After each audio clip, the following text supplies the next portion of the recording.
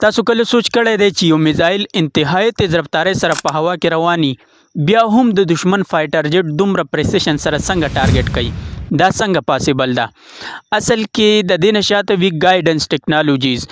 نن په دې ویډیو کې مونږ درې قسمه ایر ټو ایر میزایل دغه ګایډنس ټیکنالوژیز وضاحت کوو. اولنی قسم ته وایي سیمی اکټیو ریډار هومینګ. په دې کې د ټول نمخ کې فایټر جیټ ریډار د دشمن ریډار تلاش کی پاغه باندې لاکو لګي د دې نه بعد میزایل فایر کی. خودلته یو دلچسپ خبره ده چې میزایل کې دنه په سیمی اکټیو ریډار هومینګ کې ریډار نوي بلکې فایټر جیټ ریډار په دشمن په جهاز باندې ریډار ویوز ورولېږي. هغه ویوز بیا د دشمن د جهاز نه راوتمبېږي واپس راشي میزایل د هغه سیګنل په ترو باندې ټارګټ طرف ته مخې ته ځي. یعنی اسان الفاظو کې دا چې فایټر جیټ وتر لار خي او میزایل دغه لار ټارګټ کولو کوشش کوي. خو که دشمن جهاز د ریډار لاک ماتولو کې کامیاب شي یا د موثر ډیفنسیو مینورینګ وکړي نو میزایل مس کېدو چانس ډیر زیات سیوا کیږي. دویم قسم د هیټ سیکینګ میزایل. دا میزایل د ریډار په ځای باندې انفراريډ سیکر استعمالي. دا بنیادی طور باندې ګرمي محسوس کولو د پاره فایټر جیټ انجن ډیر زیات ګرميږي ډیر زیات هیټ پیدا کوي او دا سنسر دغه هیټ ډیټیکټ کوي بیا جهاز ټریک کوي د دې پترو باندې. د دې وجه نه تاسو به اکثر لیدلی وي چې کله هم یو فایټر جیټ د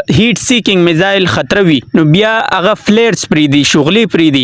دا شغلې بیا د میزایل کنفیوز کولو د پاره چې میزایل د فایټر جیټ په ځای باندې د نورو ګرمایش پسې لاړ شي.